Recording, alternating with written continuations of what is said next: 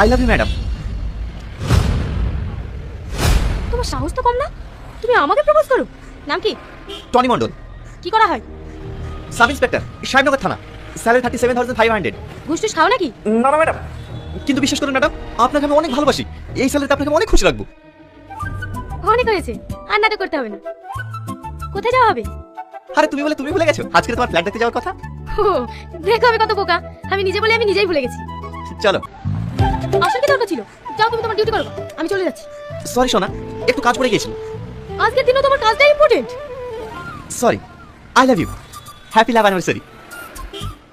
Sorry বললাম তো, এই দেখো আমি কান ধরছি। এবার তো কথা বলো। ঠিক আছে, মনে থাকে জানো। সে আর বলতে।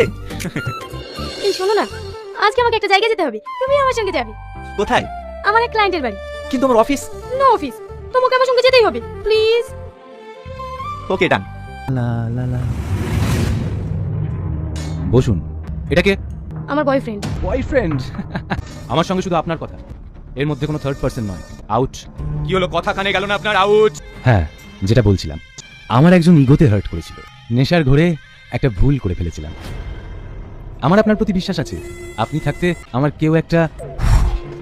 আপনি কোনো চিন্তা করবেন না, আমি থাকা অবস্থায় আপনাকে কিঞ্চিত পরিমাণও ক্ষতি করতে পারবে না, বিশ্বাস রাখতে পারে। এই জন্যই তো আপনাকে ডাকা। সরি, আজ আমার জন্য তোমাকে অপমানিত হতে হলো। It's okay. স্যার, নৃশংসভাবে গুলি করে মারা হয়েছে। শরীরে দুটো বুলেটের নিশানা আছে। I C.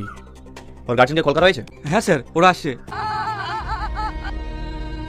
সুরেন্দ্র বাবু, আপনি বডিটাকে পোস্টমর্টমে পাঠানোর ব্যবস্থা করুন।